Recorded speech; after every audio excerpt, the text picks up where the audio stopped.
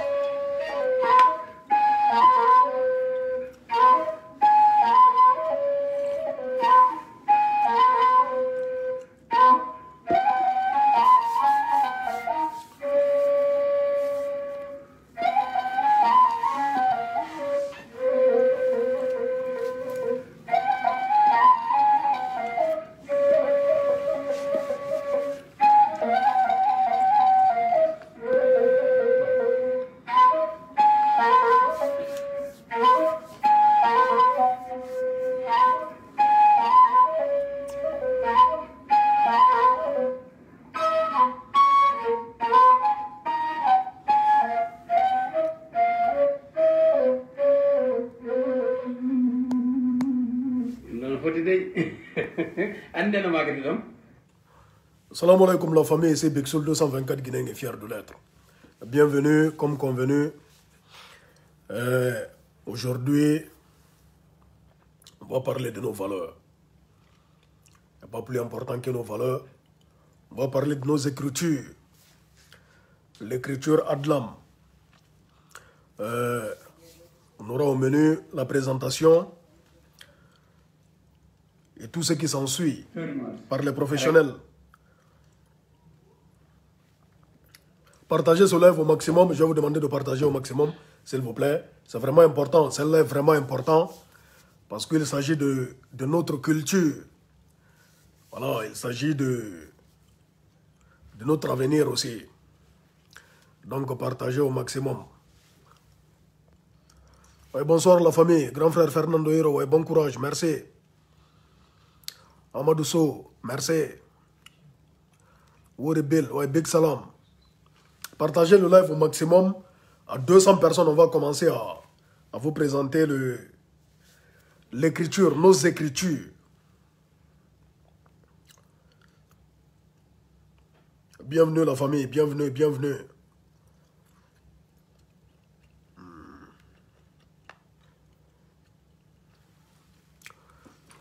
Oui, merci, merci, merci.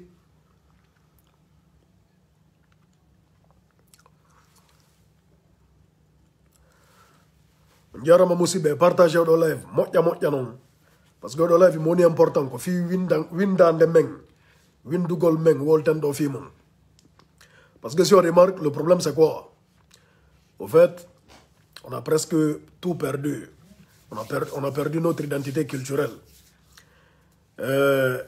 on est tous déracinés au jour d'aujourd'hui malheureusement en intégré de mari culture mais yimbe buybe anda no de fulbe buybe anda hino wodi bindi pulal hara ko pulal tigi tigi et c'est vraiment dommage donc enen inchallah il y a des jeunes sukabe e yimbe buyi fulbe marobe hakkille fala be wurnitugol dum non donc ko e wakilo jonindire juude waden promotion culture men o waden promotion bindi mending parce que c'est plus qu'important voilà on est à 207 personnes partagées au live moƴƴa andi stawini ko live hara ko fi buzz fi yennugol yimbe ngaynto ara ya 2000 personnes ya 3000 personnes donc ko fi culture men on wonde wolde fi culture men notre culture donc c'est plus qu'important on a tout perdu presque ni ko nden ko ngi wadde fow ko culture ji wobbe go tu vois culture ji wobbe go bindi wobbe go hein nodi fulbe joni c'est grave parce que nodi fulbe be wata wolugol pulal non ferma be wa windugol e pulal no de fulbe be complexe be jabata hay wowlu gol pulal donc c'est grave comment changer non non andenen jama on wonde maynen kadi de mari culture mawbe même ben hino wodi ko be acci a fami donc en doit ka acci to gol dum non on est vraiment sinadum quand tu perds ta culture c'est a perdu culture ma a perdu identité ma ara wona original ni enen na original na no na kala ko watten koko hiwde nokkeli go et c'est vraiment dommage. Ouais, dis-moi, Kanami. Non, une minute. Non, Après, je vais le sortir. C'est fait exprès. Donc, la famille, c'est un peu ça. C'est un peu ça. Il faut qu'on fasse la promotion de nos écritures, de notre culture. Comment Wakilo de Waden, promotion culture mengon. Si on a rini hande, par exemple, il y a un truc. Europe doni, génération di aroy, hara ko fulbe, hara mo ben ko fulbe, grand-parents mabben ko fulbe, kono hara kambe ko be fulbe ka inde, kono hara tigi tigi kambadi e ka kuude, e kala ko nandata mu hara na fulbe. Hande hewta ni en non. Parce que no wodi pay ko e puloy, heba ko e doni, hara benan tapulal, be wol tapulal. Ah, be wol tapulal be anda ka be iuri. Tu vois, ils ne connaissent pas. C'est quelle écriture que tu as écrit. Après, vous aurez les explications des professionnels. Vous aurez les explications des professionnels et tout. Parce qu'il y a des applications. Heureusement, il y a des applications qui nous disent qu'on ne lire qu'on ne windirta, tout et tout. Donc, c'est vraiment important. Suivez Odolive. Odolive, nous, est vraiment important. Il est très, très important. Donc, c'est un peu ça, partager. Partager live au maximum. Il faut partager au maximum. On va commencer le truc, l'essentiel. Donc, nous me présentons Djeya et Wonu Bebeng et Tipper de Fio d'Arto pour que notre identité culturelle, c'est-à-dire nos écritures, Adlam, revient, hein, pour que ça soit connu, hein, pour que Fio Dugol promotion Nundo, Fio Jamaon Andu, ino mari kanyunkadi identité culturelle. Voilà, parce que si on a réuni par exemple Sénégalais, c'est pour ça moi les Sénégalais, je les apprécie beaucoup. Sénégalais, les Sénégalais, ils peuvent écrire même dans les commentaires, ils écrivent dans leur langue, tu vois. Ils écrivent dans leur langue. Mais nous, on est totalement déconnectés. On est totalement déconnectés et c'est vraiment dommage. Donc lui, je vous le présente, lui c'est Korka. Korka. Salam alaikum la famille. Le gars quoi.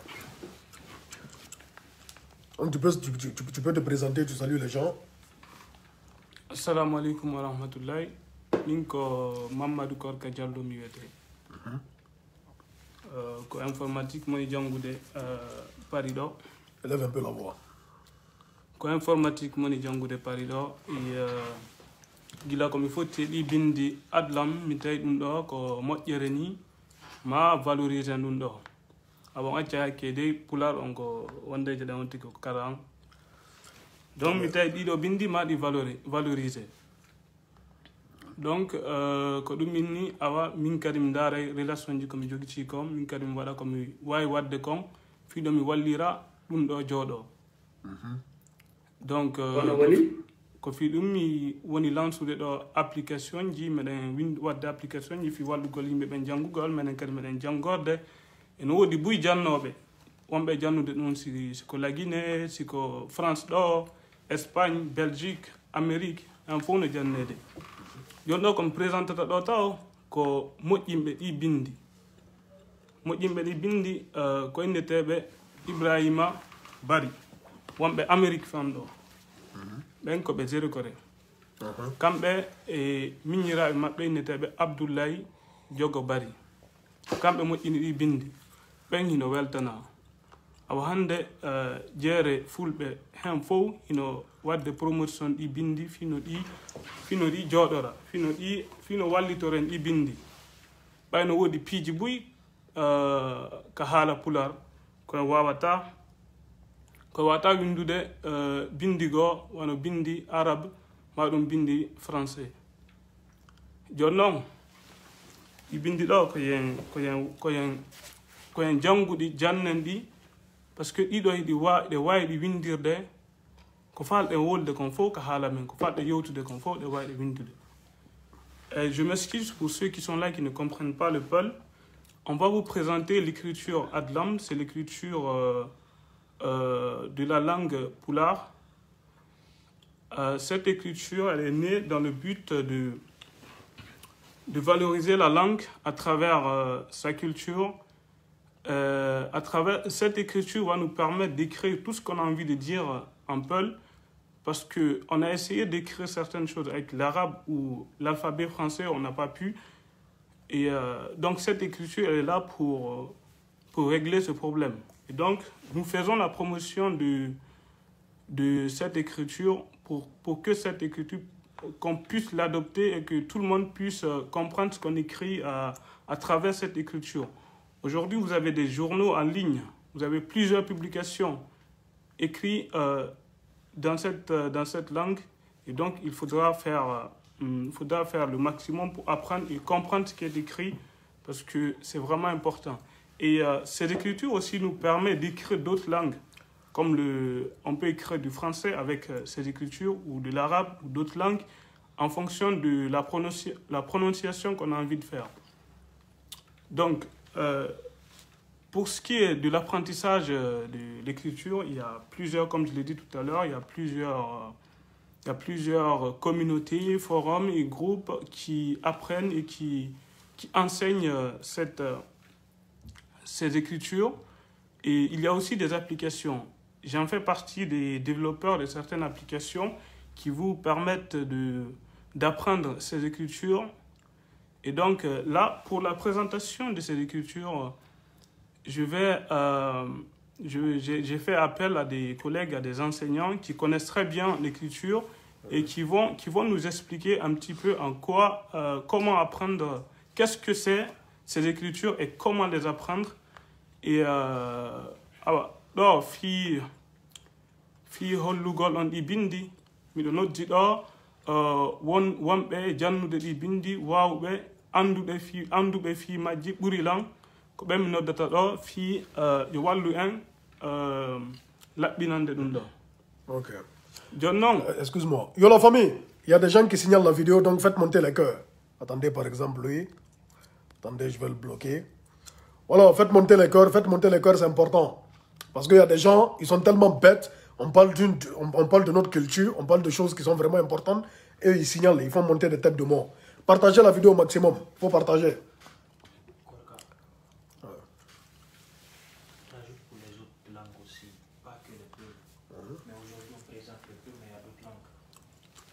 Wonɓe wadde ɗo commentaire ji ɗin application ji komi woni développude kon ko fi fayda langue ji ɗin fof wono application momi développé on taway ton ɗon ko fi maninka on maɗum kadi le susu on ɓe écriture on wawalta waɗede ko application kono ɓay fen ɗo ko écriture avec alphabet français on wona gollitirede on noon kadi on tawa mo nder ton ko nder application ji kono hande ɗo ko wona haalede ko fi adlam ñande ko kadi aɗo yahata ko fi ko wona haalede ɗo ma fi soso on kadi wona haalede kono hande ɗo ko fi adlam donc ɗo mi nodday ɗo mi présenté ɗo innete ɗo Fatimata. Elle va laisser le commentaire. Oui, la habbi commentaire ma on présente ma ɗo yimɓe ɓe yiyama mais jonnama on va te donner la parole, tu vas expliquer encore. Elle est là. Oui, elle doit être là. Ok, écris-lui, dis-lui de laisser un commentaire. Fatima Baldé. Partagez le live au maximum, c'est vraiment important. Partagez au live. C'est important. La yide ɗo kadi Jajang Aïcha Sow, oɗo kadi ko winduɗo, so yi publication mum waɗɗo bimbi on ko winduɗo livre ni, fi janngugol ɗi bindi. Ok.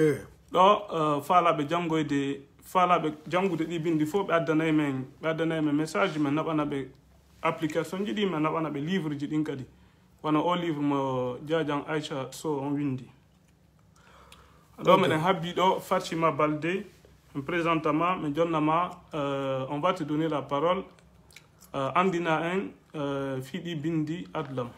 Ok, dis-lui note-moi inbox inamo yo accu commentaire. Ok, merci la famille, partagez ce live au maximum parce que c'est important. En fait, il s'agit de nos écritures. Voilà, en langue nationale, bien sûr. Et toutes les langues. Ce n'est pas seulement en Pula. Donc là, c'est l'écriture en Pula. Il y a l'écriture Nko, ça c'est pour le Malinké. Et il y a l'écriture aussi en Soussou. C'est vraiment important qu'il faut qu'on fasse la promotion de ça. Et il y a des gens qui sont sur le terrain, qui travaillent. Lui, par exemple, il développe une application dans le sens pour l'apprentissage de cette langue, fi Ekitagol. Et on a développé des applications fi Ekitagol, qu'on a windirte, qu'on a jangirte. Alors qu'on a adlam, et qu'on a taimou. Donc c'est vraiment important. C'est très très important. Partager, parce qu'on a une identité culturelle. Tu vois, voilà, il faut pas qu'on en prenne tout. Donc c'est vraiment important. Donc on attend là qu'on a une Elle est là, Excel. Fatima Baldé. Ok, ok, attends, je l'appelle.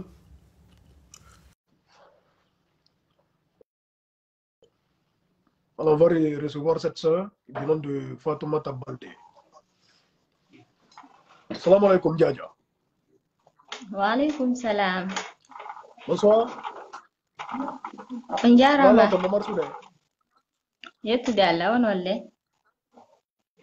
On t'a jam. Alhamdulillah no wondaɓe. Ouais, ça va, ça va. Ok, mais le wondi do korka, haray, ko par rapport au terme même on dit do bindi meng. Oh là là, elle est partie, malheureusement. Elle est partie, donc on lui demande de laisser un commentaire encore pour qu'on la reprenne. Attends, je vais présenter l'autre. Qui ça? Comment il s'appelle?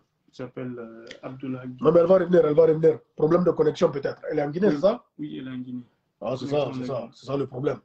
Désolé, c'est la connexion de la Guinée. On aura cette sœur qui va nous expliquer, voilà, qui va nous parler de ses écritures. Parce que bon, dans toute chose, voilà, dans toute chose, il y a les professionnels et tout. Donc c'est une enseignante, elle enseigne dans ce sens.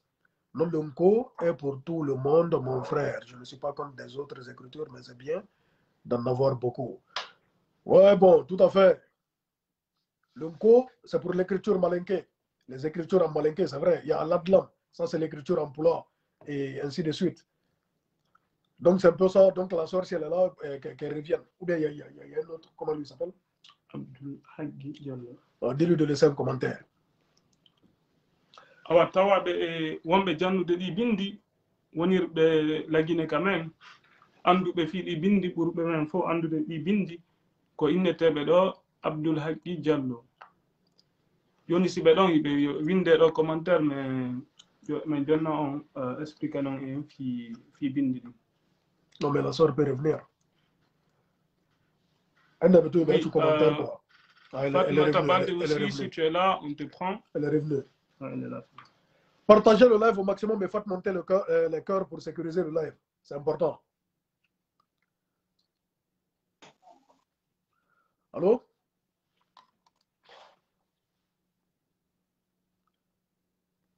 Oui, Madame Baldé. Nalaton. Ça va, vous me recevez?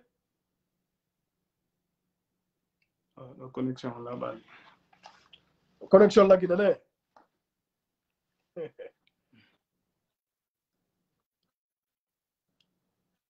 Oh là là, là la connexion n'est pas bonne. Tu peux l'appeler sur WhatsApp? Oui. Appelle-la sur WhatsApp. Tiens, on va vous prendre sur WhatsApp, là, vous allez expliquer sur WhatsApp, c'est mieux. Parce que là, on n'arrive pas, c'est... Désolé, la connexion, elle n'est pas bonne, malheureusement. Partagez le live, il faut qu'on soit 500 personnes ou 1000 personnes ici, parce que on parle de notre identité culturelle et c'est vraiment important. Voyez-vous? Donc, c'est un peu ça, c'est un peu ça. On va appeler la sœur, elle va nous expliquer. Voilà, c'est... On explique quand même qu'on est content par rapport à Dido Binde. Sendite live, sendite audio live. Voilà, donc si monsieur Abdul Haggi kadi no ɗon ɗo wawi windude commentaire min ƴetta on. No diɓen no en privé na bébé. Windaniɓe.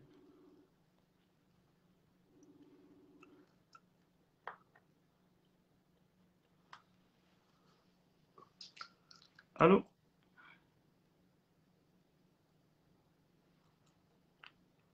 Allô, Fatou? Oui, Fatima. Ça va? Ah ouais, ok, vas-y. Donc, M. Abdullah, on a un commentaire, mais il y a temps. T'as eu dans le appelle-le, un appel normal. Coupe cet appel, tu appelles M. Abdullah. Okay. Partagez au maximum, s'il vous plaît. C'est important. Merci. Ah, il est là, le monsieur.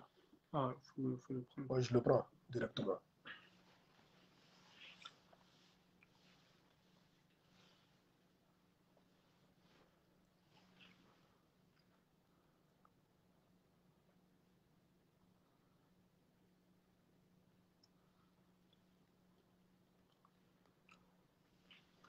Awa, si ɓeɗo présentani en ɗo ɓe holli en ɗi bindi après mi hollay on application ji ɗi wawɗon télécharge fi janngugol ɗi bindi. Ok, le venez. Awa monsieur Abdoulaye Guéoutiɗo jonna ɓe on va lui donner la parole. Mais c'est quoi cette connexion? La connexion n'est pas bonne apparemment. Oui, la connexion. Allô? Oh là là. La connexion. Ouais, ça va là. Laissez un nouveau commentaire. Monsieur Abdullah, qui está dando un commentaire, mi getta. Parce que là, ça prend pas.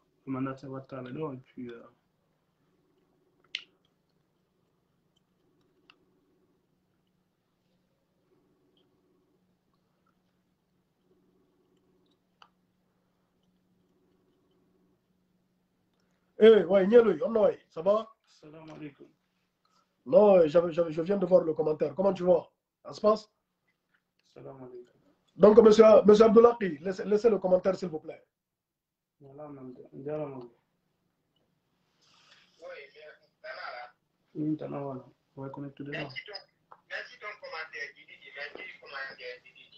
Achite commentaire go, là-bas. Oh là là, au fait la connexion elle n'est pas bonne, c'est ça le problème au fait. Dis-nous de laisser un commentaire à nouveau. Ouais, les commentaires là, mais les commentaires du Bouino Wood, les commentaires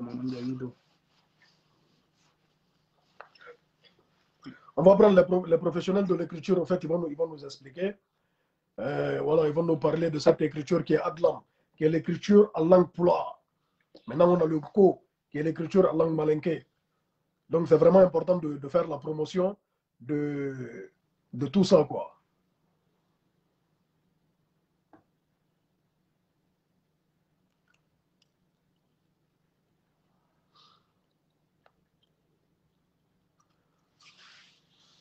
Non, mon frère, on n'est pas un jeune, on a coupé. Il est 22h ici. Il est 22h ici. Donc, monsieur Monsieur Abdullah, laissez un commentaire, s'il vous plaît. Ok, c'est bon. Oh là là. C'est pas bon, c'est pas bon. À des invitations, envoyez-moi une invitation. Au fait, la partie des commentaires, juste devant, il y a un petit bonhomme, vous appuyez sur le bonhomme. Là, je verrai votre commentaire. Directement, je vais vous rappeler. Là, tu ne peux pas l'appeler. Non, là, je ne peux pas. On a un problème de connexion. Désolé, la famille. On a un problème de connexion. Sinon, au pire, on les appelle sur WhatsApp.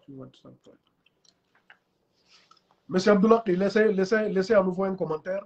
Je vais essayer de vous reprendre. Ou bien vous m'envoyez une invitation directement. Parce que là, je n'arrive pas à vous appeler.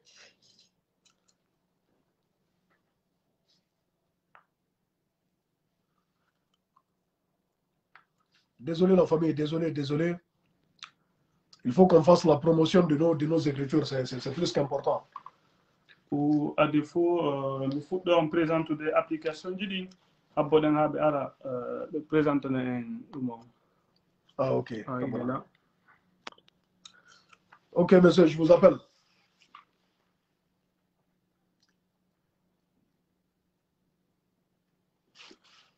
Assalamu alaikum. Alaikum salam wa rahmatullah.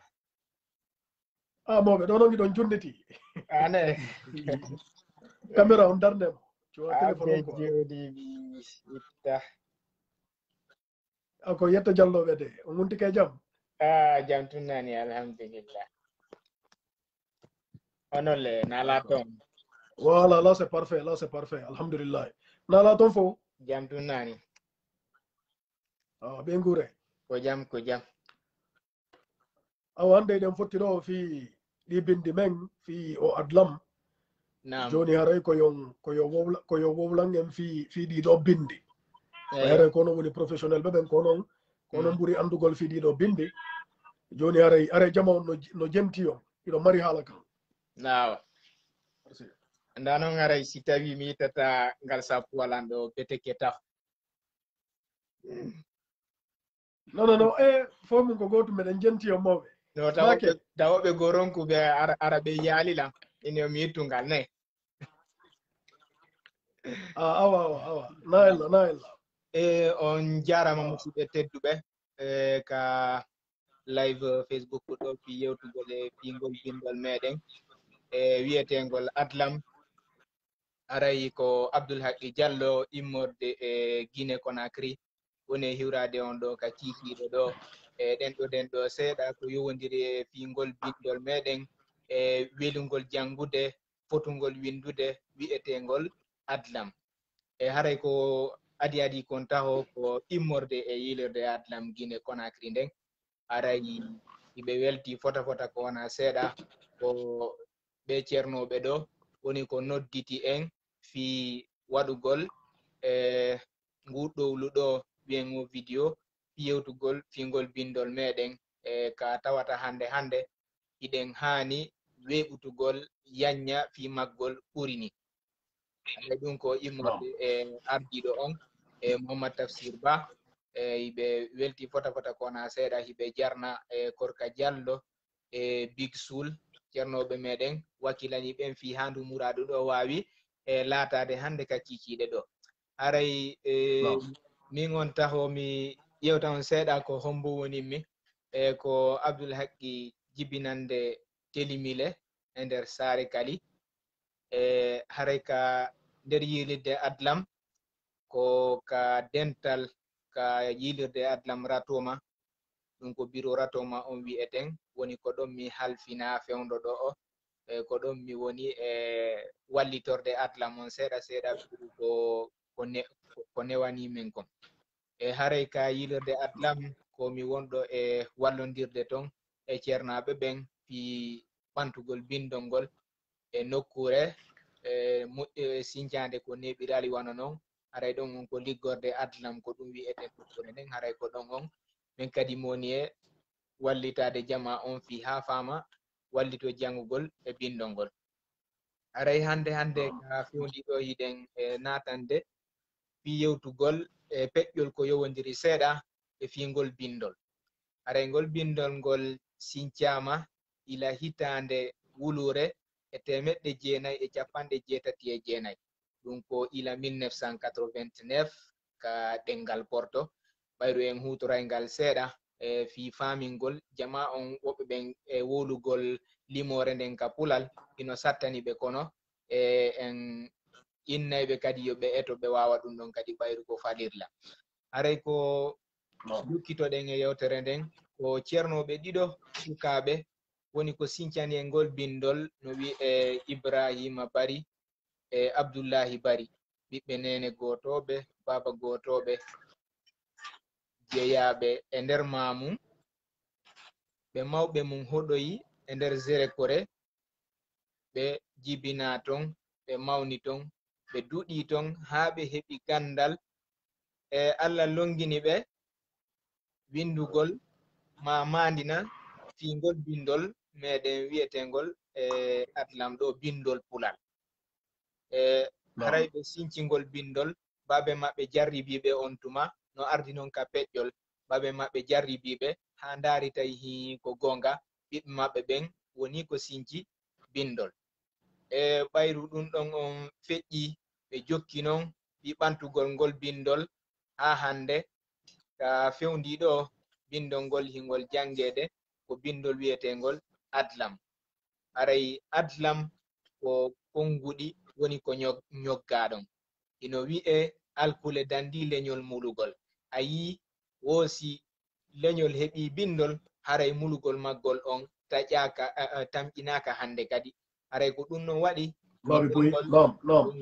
bindol ngol ngol dandi leñol fulɓe ɓen mulugol ɗum ɗon on yo jaɓu ɗum jaɓowo ma salo ɗum salotoɗo kono haray ɗengal pulal ngal kan e leñol ngol ɗum ɗon ono ni haray wurini en ɗini on yo jaɓu si feƴƴi ɗon mahen ka fi fewnare e bindol ngol hande e nder leydi Guinée ndin ɗo taho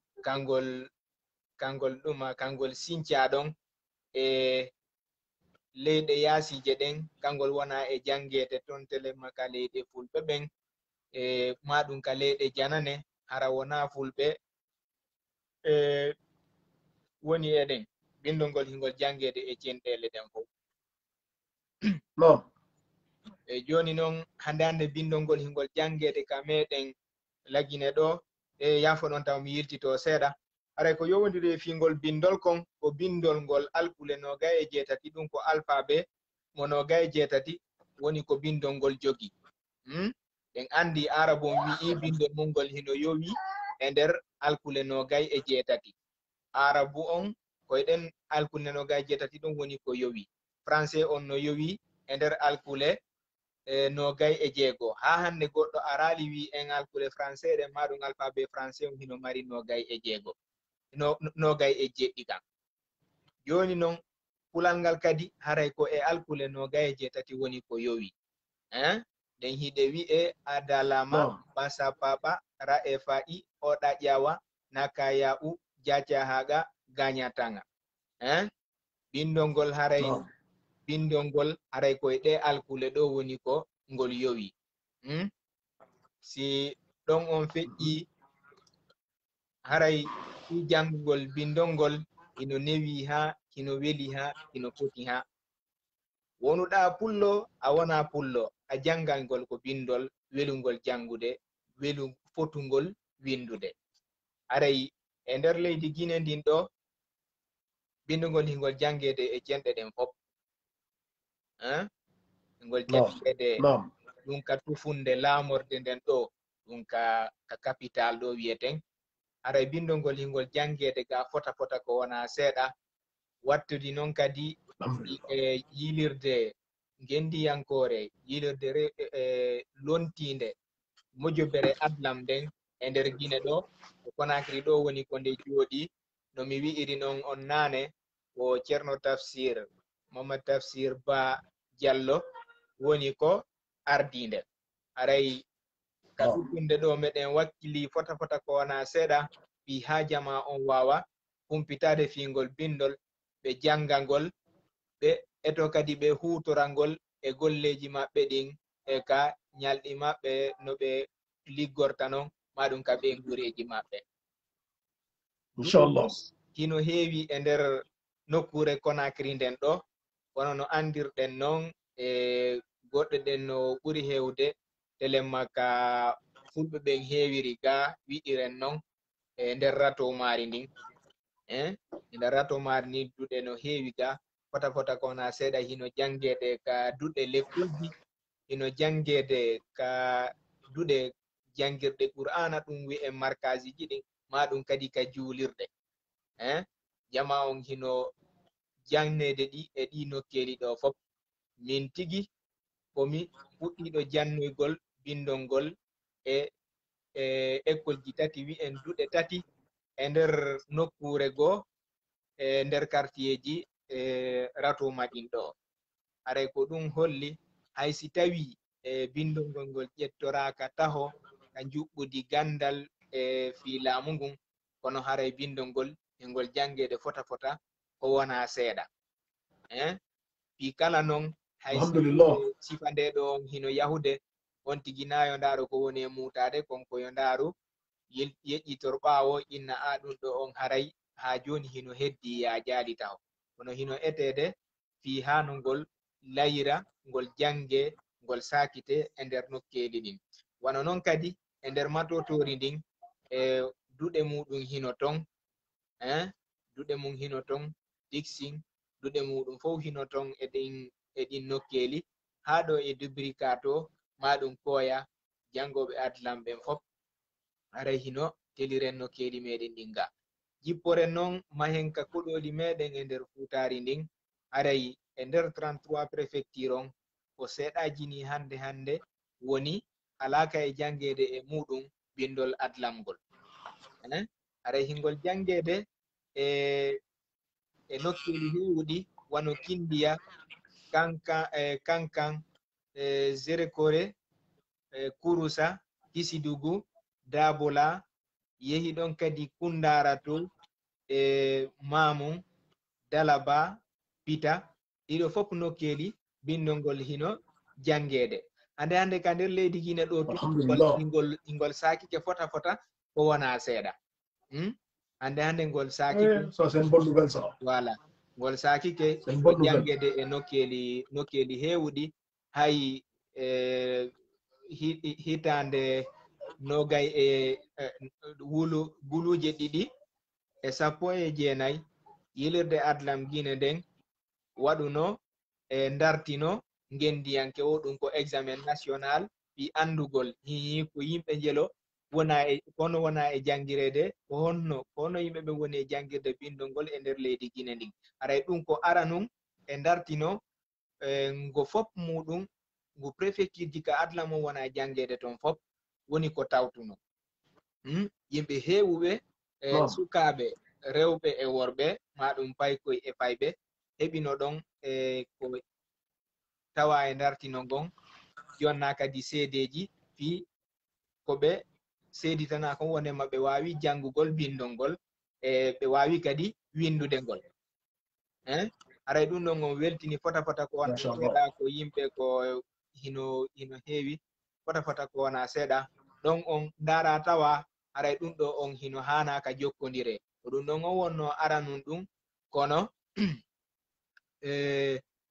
ko ari kon ngu ñaw corona ari kon haray waati dartino ngon waɗaka e ɗi duuɓi ɗiɗi ɗuɗɗi ɗo kono haray no ɗum ɗon on no nawnare nden yehiri wo haray adlam dartanto kadi fi no ɗum ɗon wawe waɗirede sabuna ko si jama on hino dartinede ko ɗon andete hiitayno jangede ko soobe ka alaka e jangede haray ɗum ɗon noon no holli hino jangede ɓayru seedeji heewɗi jonnitano ɗum wono ni ɗi préfecture ji ɗi mi wowli ɗo fof ɓen dartunoɓe ɓe heɓuno ɗum ɗon on hay fii weltingol ɗuma e hoore ko adlam marano kon jawle heewɗe ɓe etino ɓe heɓani aranɓe ɓen ɗiɗo ewnorkoy koy bindol adlam ngol woni e muɗum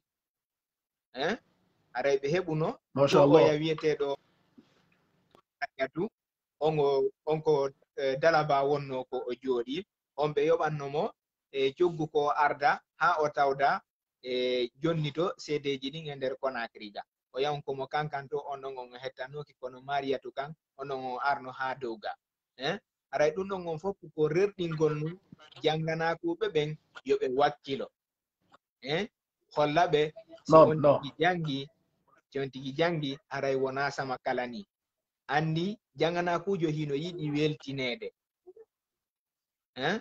on tigi no yiɗi weltinede tenti hino sifa ɗum ɗon on fof ka jama bus woni ka fotti an on a yaltintinnama a goto ma on ɗiɗo on yaltintinnama ɗon on inni ko onon waɗi ɗum ɗo maɗum ono ni ko onon wawi ɗum ɗo ko onon woni ko fooli e ngal ɗo on andi ammo a hewtari ton on aynnayi no hanuno hara ko min heɓi ɗum ɗo aray ko ɗum ɗon on mi yewtata telemma e ɗum ɗon on aray kadi e adlam hino woowi waɗude tumbodire windere yankoje ɗum ko assemblée international ko wowa waɗede ga a yii ko wiyeten bindol ngol kon yaaji aray ino haani ka jama maggol on naka ɓe yewtata ɗum e nder Facebook maɗum ɗuma ɓe haani ɓartodirde kadi ɓe tumbodira nokku ngotu ɓe yewtida fi ɓantal bindol ngol aray ko haani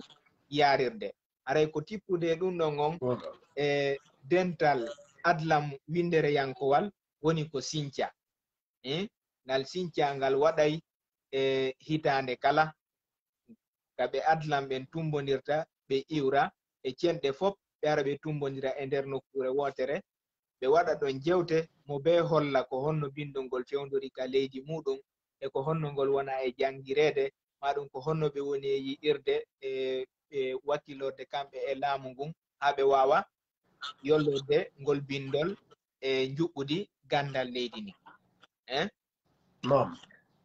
haray noon tippude ɗum ɗon on adlam on wawi waɗugol tawo tumbodire 4 windere yankoje ɗum ɗon on ko fi fottindingol jamawi adlam ɗi fof e nokkure wotere ɓe ara ɓe yewtoda ɓe andidira andi si tawi ko ka ewnorde ɗo tun ko ka réseaux sociaux ɗi tun wona e yewtede tawi ɓadodiraka haray hino ngakki seeɗa jonon si en ɓadodiri e ko yiideten kon tun haray ɗum ɗon on ko buy tippude ɗum ɗon on tente ɗon hino waɗede haray ko honɗum kadi darniɗen tente ɗon haray ko hitande guluje nogay guluje ɗiɗi e nogay woni ko dental sakkitingal ngal waɗi sabu honnum ɗe balɗe ɗi duuɓi ɗo waɗali sabuna nawnare corona arnde nden andi hinde lo'ini biji bus hinde dartini golleji bus e nder leyɗe hewɗe na e nder Guinée ɗo tun maɗum e nder Afrique ɗo tun maɗum e nder leyɗe Europe ɗe maɗum Amérique to ara ɗen ɗon on dente den ko dente ɓurtayɗe wallitade fi ha jama on wawa andude tigi tigi ko honnu woda ayi ko honnum atlam woni e gerdude ɗum ɓe etoɓe yaha e nokkure wanɗo ni wi en kundara ka dental ngal waɗuno ton ɗum on battinno moƴƴa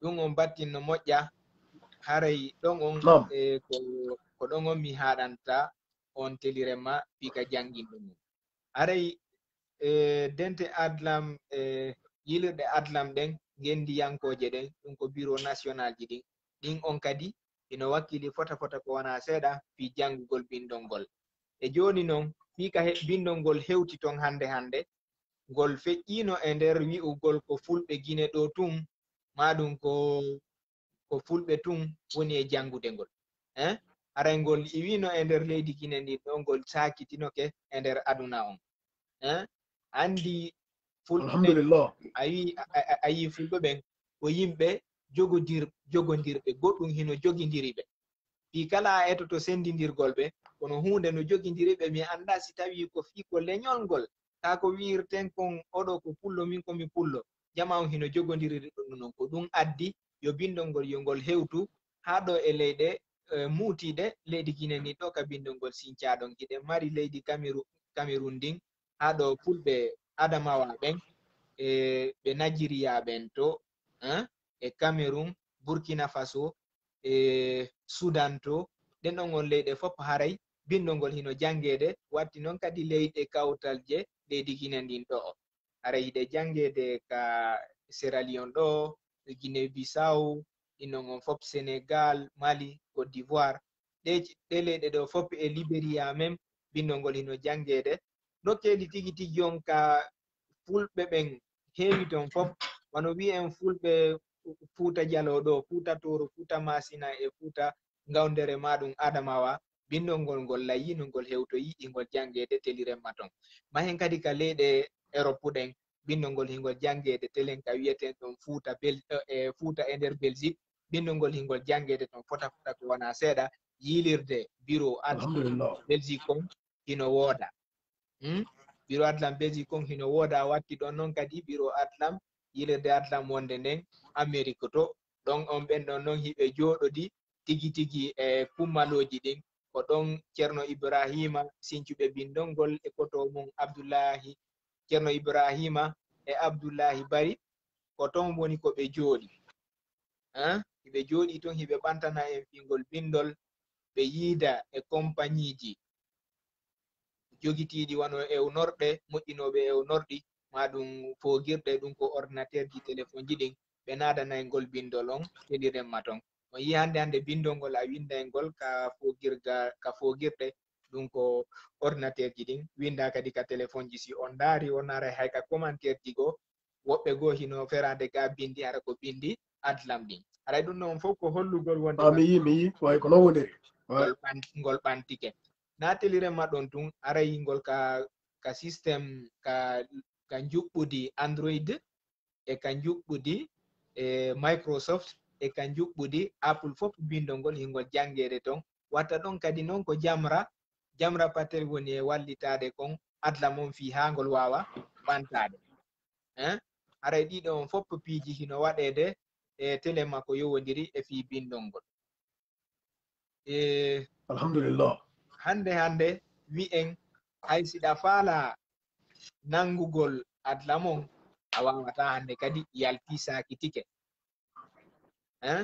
sakitike o joni komo netti e bawgal Allah o komo nettinike haray maapi adla mon kan hino yarude yeeso ko bindol fulɓe ko bindol afrikanaɓe ɓen ko fi bindol ɓantal meɗen en fof meɗen haray hiɗen haani jangude ɗum ɗo wakkilo fi ha yo ɗengal meɗen ngal wuuru neɗɗo si ɗengal makko ngal majjirimo haray tigi tigi on ala ko o nodditora hay simo jeeya e ɓen yimɓe ɗo ça c'est vrai fiyo ɗengal yo wuuru ko mangal winde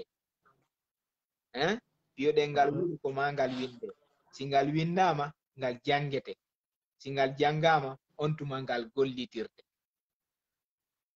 on faami inchallah ngal gollitirte ko hunde gollitirtende woni no tanƴina e fimuɗum hayrata majjata on tini inchallah wala haray ɗum ɗon koko waɗɗi jama on e jangugol bindol ngol fota ko wona seeɗa sabuna si on tigi nettinike haray moƴƴa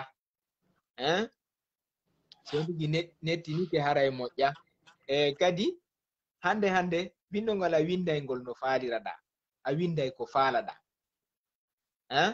haray ay hunde machallah jogatako nde yetti Allah e ɗum ɗon bindol ngol sakike hande ko heddi tun koyo adla mon ƴette joni wattore ka nder juɓɓudi gandal e leyɗe ɗen haray ko ɗum ɗon on haani joni ko ɗum ɗon on gertantoɗen on faami inchallah en gewtay ɗon si Allah jaɓi voilà haray ko ɗum ɗon on haanuɗen e wakkilagol wallitoɗen tele makko yowodiri e fi defte haray hiɗe mari ɗum ɗon on ko wona seeɗa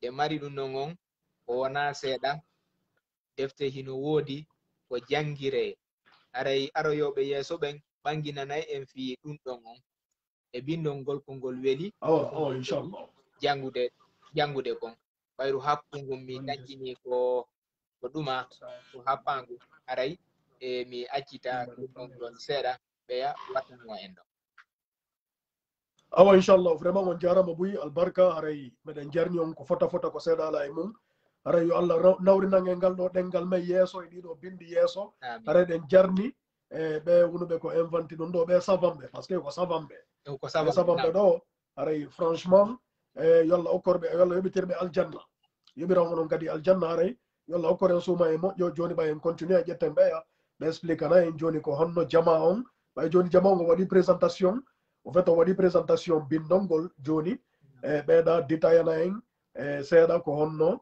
voilà no wowlirɗon noon pour la suite vraiment merci beaucoup on jarama nani albarka boyi joni haray miɗen salmina ɓe guure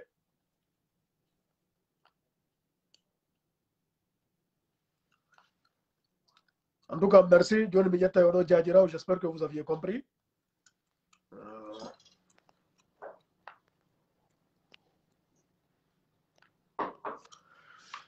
donc le monsieur il a fait la présentation générale de ma adlamon aray vraiment merci maɓɓe aray la sœur onno way yettude Allah on walla to connexion ma moƴƴi joni aray ɗum nani alhamdulillah mi landoto on senditugol oɗo vidéo maximum onuɓe ɓe genda arde ara senditane en vidéo parce que c'est important c'est vraiment important ɗum ɗo c'est notre identité culturelle ko bindi e pulal jamon no wawi wolugol pulal kono hombo wawi windugol e pulal hari no woodi yimɓe ɓe anda hay no woodi bindi pulal donc alhamdulillah ɓeɗo ɓe inventani en ɗum ɗo bindi e pulal hara a winday ko pulal tu vois donc c'est plus qu'important ara jaja bienvenue joni ara miɗen jentima par rapport e ɗi inde men ɗo indeteɗi adlam on jarama ko waɗi gon taw mi salmini goto kala accituɗo ko jokki kon fo ari tawda e men e nguɗowlu men ɗo hande hara weltanike on fo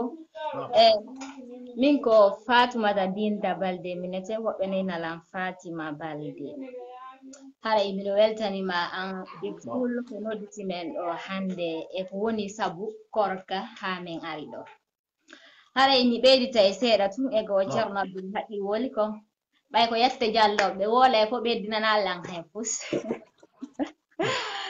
are tadama foto ko seeɗa Kwadi ko ceernoɓe wi kon taw wosi tabataki fo men notodiri seniɓe silanni humpitagol goto kala ko yaari yo humpitu ɓen haray min ko seeɗa on ko mi humpiti kum mi arata mi humpita on ɗo hande ko fingol bindol men adlam bindolngol no ɓe yewtiri no ɓe yewti fimaggol seeɗa kono ɓe wowlali ko pecce jelungol gol fecca haray mi yewta en ɗum ɗon seeɗa haray alkulad lamɗen ko ɗe 27 haray no ɗen 27 hiɗe fecca e pecce ɗiɗi ɗum ko mase ɗen e ƴiye ɗen ɓeynaka français consonne et voyelle haray noon bindol ngol si woɓɓe yingol sikkay ngol sakki hara ngol newi windude ngol hoyi jangude haray noon ko si on tigi jangi tu wawata humpitade ɗum ɗon e hino toon kadi si feƴƴi e ɗen pecce ɗiɗi hino toon kadi ko ɓennata alkule ñondinaɗe ma woɓɓe kadi inna alkule yogaaje ɗum ɗon koko ñondinte kon siɗa wowlude ko ñondinta kon si fuɗɗoɗa wolugol innugol ni koɗe nayi alkule yogaaje ɗen koɗe nayi mba nja nga hare ko ɗen ɗo woni alkule ñondoje ɗen mi jangana on noon joni komi adorani on kon mase ɗen e ƴiye ɗen haray miɗo jangande on taw mase ɗen ɗen ɗon ko ɗe jowi ko a e i o e u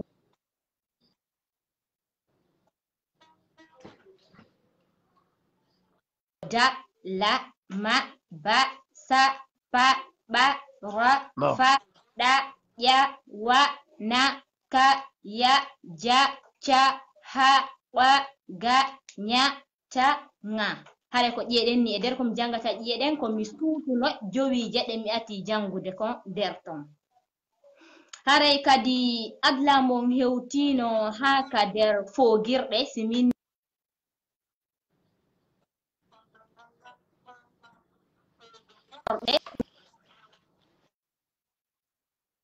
Nam. Téléphone ji.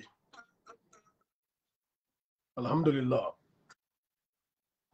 WhatsApp meɗen yowa ɗowli kadi ka Facebook ɗo hino ton page ji buy hino ton adlam rewɓe fulɓe so windi fi adlam on ko fewndi wo on yiyayno sakita nder ton groupe Facebook on noon ko Jan Aissa Sowne makko fi faalaɓe humpitagol si bindol ngol moƴƴa hino ton kadi dente buy hino ton kadi dental no windi Fatima Adlam Balde no windi yiɗɓe Adlam hino ton yogaje dental tabalde kadi hino ton haray meɗen tori on fuu meɗen jeejon yo aru tawde ɗon e amin e ko watti ɗum noon kadi accon ɗo rangame mon ɗen ɗum ko numéroji mon ɗin fiyo men waw on wattugol ka nder dente hara men jannay on ɗi bindi newiɗi jangude weluɗi waɗugol hino newi windude hino newi jangude ɗen noon dentere kaka WhatsApp accon hakke ɗen noon dentere kaka WhatsApp ne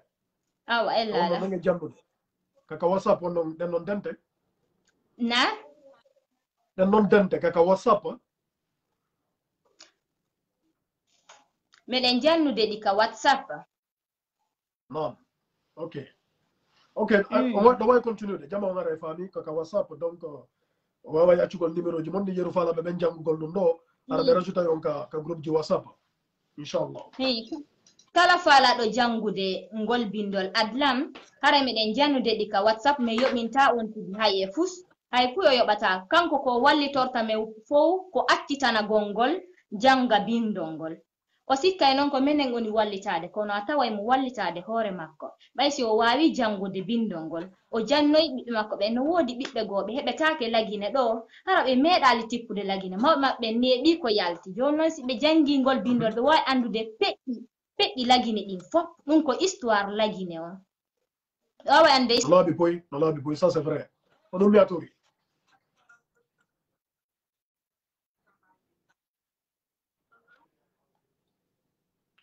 connexion mo moƴƴa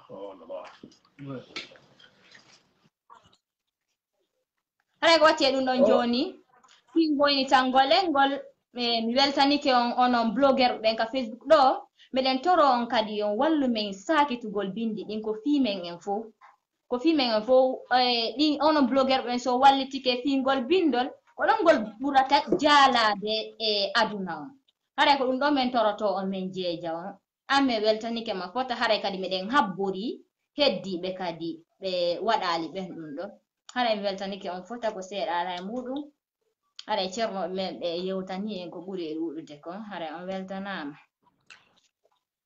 vraiment onon kadi ɗo weltana ko seeɗa ala e mum haray woodi accuɓe ɗo numéro ji mum déjà ka commentaire ji gaw ɓe acci numéro ji maɓɓe ɓe fala kadi andugol ko honno ɓe accirta numéro ji maɓɓe ɗin hara koye privé hara kaka privé donc voilà wallitanto en ɓe hara ɓe wawa on hewtingol numéro ji maɓɓe ɗin accu toon ɓe ka groupe ji ɓe ekkitoɓe janga par ce que hara ko fi maɓɓe ɗum ɗo c'est vraiment important min on côté de mon côté min on itti korka wolallam fi ɗum ɗo inchallahu min on mi waɗa o maximum fi divulgugol ɗum ɗo yeruno mi wawiri wosi Allah jaɓi donc aray ɗon jarna ko seeɗa ala e mum awaray ɓen faala ɓe addugol ɗon numéro ji maɓɓe ka privé ara mi wattay ɓe wawi natugol ka privé pasan o no windi Fatima Adlam si ɓe acci ɗon numéro ji maɓɓe ɗin hoyanaylan heña nadugol ɓe ka dente Fatima Adlam Fatima Adlam Balde woni inde page on d'accord ok yeru falaɓe ɓe ekkitagol fof on accay on nani on accay ka numéro ji mon ɗin ka page jajira on ɗo ara o rajouta yon o ɓe jannaw Adlam on ko fimon c'est gratuit en plus donc voilà vaut mieux jamo yo profite déjà c'est vraiment important ara hiɗon jarna ko seeɗa ala e mum awara o weltanama mi weltike fota merci beaucoup awa pardon ok la famille ok la famille vraiment merci beaucoup hare ɓe musidɓe men ɗo iɓe jarna ko seeɗa ala e mum d'abord ɓe créuɓe ɓe inventuɓe ɗi bindi pulal ɗo haray hiɓe jarna ko seeɗa ala e mum kono ɓe makete Ibrahima Bari Abdoulaye Bari c'est des frères ko frère ɓe au fait Ibrahima Bari Abdoulaye Bari ko kamɓe haray inventani en ɗum ɗo jooɗi ɓe États-Unis fewndo ɗo haray hiɓe jarna ko seeɗa ala e mum haray ɓeɗo kadi ɓeɓe intervenuɓe ɗo musidɓe ɓen kañumma e jajirawo ɗo haray ɓeɗo kadi ko ɓeɗo woni e jannude ɗiɗo bindi e nder laggine haray hiɓe jarna ko seeɗa ala e mum ok donc joni en présente ɗo application sur internet ka wawa toon ekkitagol ɗiɗo bindi ko tawata woni hara ko Adlam e woni hara ko nko e ko nantata mum mais on viendra avec d'autres live pour approfondir donc joni haray le frère Korka hinomo ɗo o présenta en ɗum ɗo o expliquera en comment ça se fait tu expliques ça sur l'ordi expliquer d'abord ok voilà ok aray ɗo Fatima Balde no weltana Abdoul Hakikali no weltana ɗo on jarama ko foti ko hina seeɗa a waray ko ɓe tawa e wonɓe jannude ɗi bindi gratuitement e janna on o yoɓata haray minen kadi meɗen développude application ji ko wawa toon janngude ɗi bindi ɓe wonɓe wawata yaade ka groupe di WhatsApp ma Telegram ma ɗum Facebook ɓe heɓata tan ɓe wawi télécharge de application ji mum ma ɓe yaaka site internet ɓe janggana ɗon hoore maɓɓe mi yiɗo commentaire ji woɓɓe no lamdo wondema men naɓan ɓe photo ji ka alkule ɗe won ɗon hara no waɗa kadi ka français ɗum hino ka page ji Adlam dawɓe fulɓe windu janga maka application windu janga maka site internet windu janga on tawa ɗum hen fof ma ɗum kadi addanon men message ji so windani lan ɗo message mi naɓana on photo ji ko mi naɓana on ko wawi ɗon fuɗɗorde fi janngugol ɗi bindi jon ɗon min komi watta ɗo ko hollugol ɗon ɗo application ji ɗiɗi ɗi waw ɗon ɗimi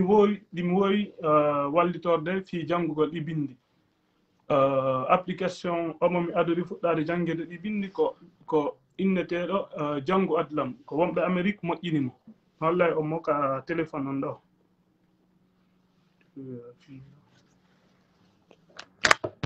ajake men wala application ji fi bindiri o application ɗo ko oɗo woni janngu adlam so ari ɗo o yiyay ɗo ko ni ko orange woni couleur makko so yehi ka android ma ka apple store o yiyay o application ɗo wawanmo télécharge application kono ente sur Apple Store Django Adlam sur Apple Store Django Adlam ɗo logo maɓɓe manjan oɗo logo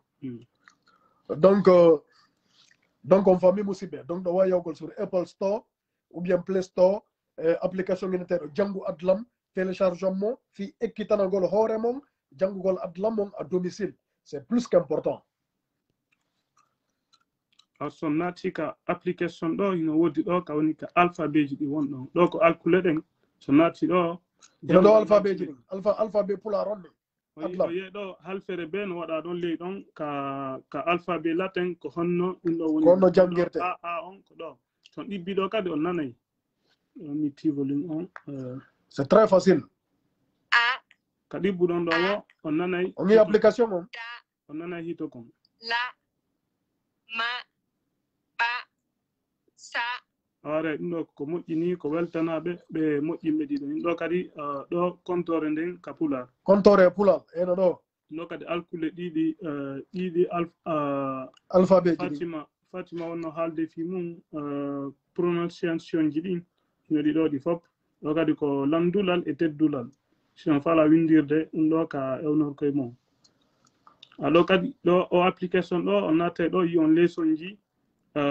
fi windugol ma ɗum fi wawugol kadi janngugol maîtrisugol windugol ngol e janngugol ngol ɗo ɓe propose nayi on ɗo fi janngugol ɗo wano ni ɗo ko da ɗo no da on windirte oui c'est très facile au fait hino ɗo alphabet pular on hino ɗo no prononcirte non c'est écrit en latin en français au fait donc c'est facile so naati ko application ɗo ko tinnade haray on andi ɗiɗo bindi on andi konno ɗi prononcirte on andi konno ɗi windirte haray hittinnoɗe nge mum ekkitoɗe c'est important vas-y frère joni ko tawtata ɗum ɗo ko application windu jannga mon woni e gollude fi mum faala on kadi présentude onon en présenté ga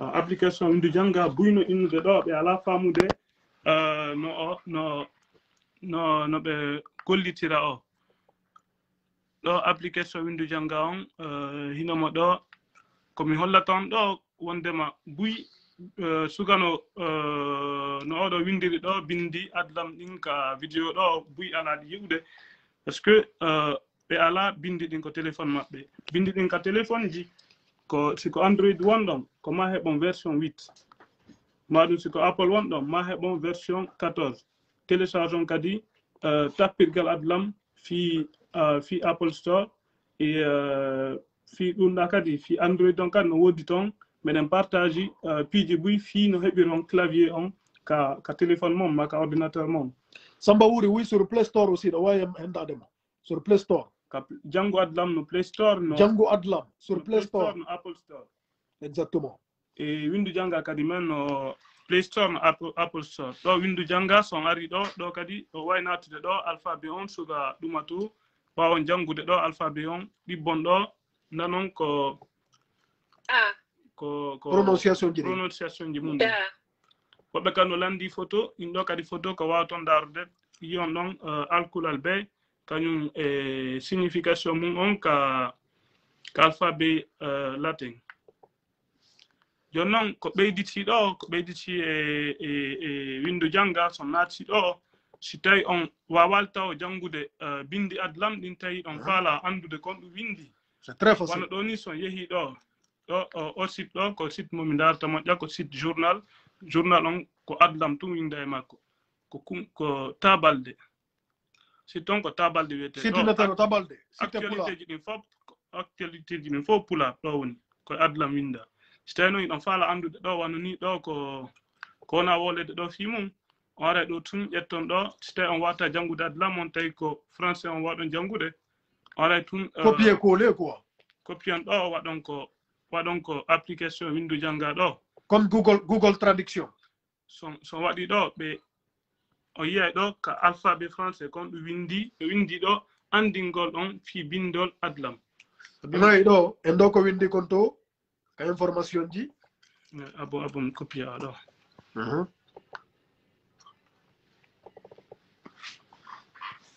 wona ɗo ni ko yiɗen ɗa joni hino ɗo ko ɗo ko so ɗo ɗo wawi andude kon ɗo windi ka information mo jonnaɗo ɗo on ɗo wawi mo jangude ka alphabet latin kono ɗum ɗo ko fi wallitagol ɓe wawal taw jangude ɗi bindi ɗo ɗi so tawi kadi leçon ji buy no windede fi windo no wawi no jangirde ɗi bindi ko windi ɗo kon ko ɗum ɗo wunɗo ɗo ko fi so daari ɗo alphabet fi on faamu fi UFDG wona haalede ɗo fi mum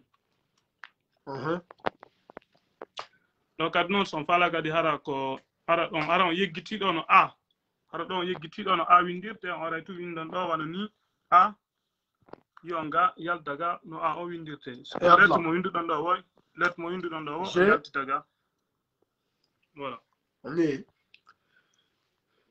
j'ai en latin so tawi noon kadi ɗum fala windande goɗɗo message kono on andano windirton ka bindi adlam ɗo wawi windude ɗo wano ɗo ni windon ɗo jarama windon ɗo so windi ɗo jarama on aray ɗo ni ɗo jarama on s'écrit ɗo fof no wawi jangol ɗum ɗo jarama aron ɗo ko ɗo ko ɗo ni windirte ka bindi adlam ɗo wawi copiede ɗo naɓa noon ɗo mo naɓa mo fala ɗo windande adlam o ino ko ɗum ɗo ɓeyditi e application si tawi ɗum ɗo ɓeyditanoyki oɗo yaltatano tawta janngo adlam par ce que janngo adlam ko application moƴƴo wawa won wallude janngugol ɗi bindi a waray kadi application ji buygo kadi no woodi ka play store e ka apple store woodi application ji buy no woodi site ji buy ko waɗon janngude livre ji buy kadi no yalti wono livre jajirawo an Aisha Sow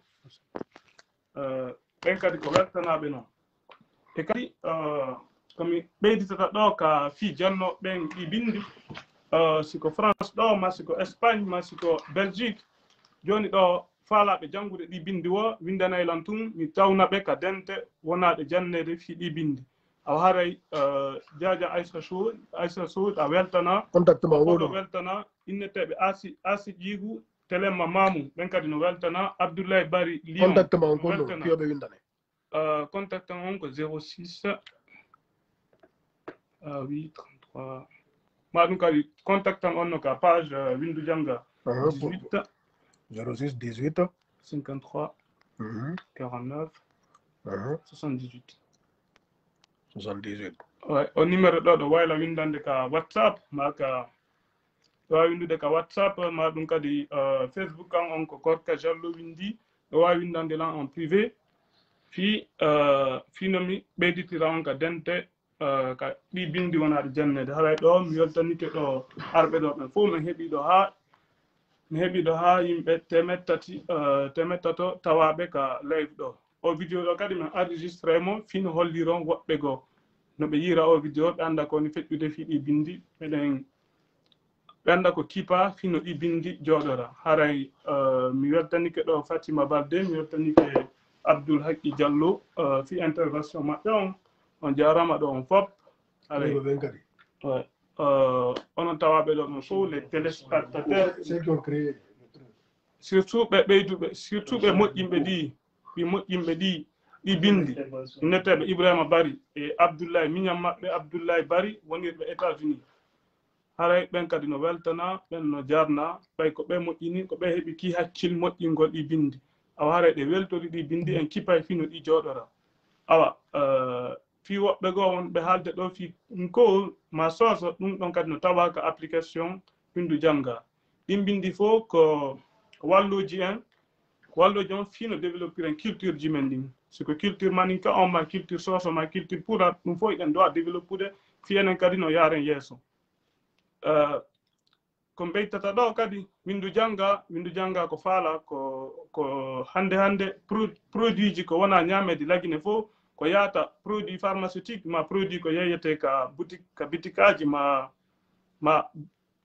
piiji ko wona ñamede kon fof ma ko wona ñawdorede kon fof tawa harana bindi men hara ko windi e mum kon na ko fameten windu janga hande ko faala ko waɗugol ɓeyditugol ɗon bindi ko waweten jangude famen ko wonɗe ñamude ko wonɗe ñawdorde awara ko ɗum ɗon falno ɓeyditude awara ɗum ɗon kadi noon ɗin bindi ɗon kadi noon en ɓeyditay hara en waɗay ka maninka en waɗay ka pular en waɗay kadi ka soso haray ko fi ɗum o application windu janga yalti haray kadi version ji buyi no arde version ji buyi windu janga no préparade no arde haray ɓe wonɓe jannude adlam telemma Lyon telemma France ɗo Espagne ɓe fof iɓe jarna haray on jarama ɗo no weltana. Ok, merci beaucoup haray d'abord mimi fuɗɗoray taw weltanagol ɓe créyuɓe ɗiɗo bindi bon on ne cessera pas de les remercier e weltanta koɓe ha parce que koko ɓe waɗi ɗo c'est extraordinaire en fait c'est extraordinaire waɗugol bindi hara ko bindi e pulal tu vois donc vraiment yiɓe jarna yo Allah yoɓirɓe aljanna ɗum ɗo wonuɓe ɓen kadi darade fiyo ɗum ɗo tiiɗo wono o frère jo e inneteɗo Abdoul Haqqi Diallo ɗo intervenu ɗo hara kam kadi mo jarna o sœur jo inneteɗo Fatoumata Binta Balde intervenu ɗo kam kadi aray mo jarna donc partagé no vidéo maximum aray kala faalaɗo ekkitagol ɗum ɗo ɗiɗo bindi anda kono ɗi windirte kono ɗi prononcirte e korka ɗo présentani en ɗo application ji ɗin application ji no woodi donc ino weli fii groupe ji whatsapp ino woodi jajirawo on wolni en ɗo fii groupe whatsapp makko mi acci ɗo numéro e korka on donc on addana e mo numéro ji mon ɗin hara o rajoutay on ka groupe ji ekkitoɗon windon ɗum ɗo hiɗo weli fii c'est trop facile parce que technologie on yaari yeeso technologie o yaari yeeso donc a waɗay toon ka internet ka application ji windaɗa ko falɗa kon yaltaɗa e adlam avec les lettres corrigées tout et tout donc c'est vraiment important ɗum ɗo c'est plus qu'important min mbay korka wolani lan fi ɗum ɗo min mi darato fi mum yewten fi mum e essaye ko ɗum ɗo woni le vrai débat c'est ça le vrai débat hara e yaara yeeso on faami hara na débat ji fenandeji ka tawata mawɗo hara nafata e ngay fuyi donc ce n'est pas ça kono ɗo ni il faut partager ça au maximum partager oɗo vidéo moƴƴa hara jama on fof waway mo yiwgol inchallahu hara jama on fof hino jarna merci e ko daran ɗon ko ngoɗo vidéo hara inchallahu ɗiɗo binde ɗi yaara yeeso nayi pulal tum no woodi e soso no woodi e maninka donc ko fi culture laguine on fof yimɓe buyno Europe ɗo o joni maɗum e pays ji goo hara ɓe yejjitino pulal ɓe wolta pulal hay wolugol ɓe wata nanantarama windugol tu vois donc so tawi ni ay ɗiɗo binde a wawiɗi c'est très facile ya tokkito hara en ɗo numéro korka jo numéro ji jama naccude ɗo Alassane Ba ciɗo numéro c'est-à-dire tu vas pouvoir le rajouter. D'accord. Donc après, voilà, numéro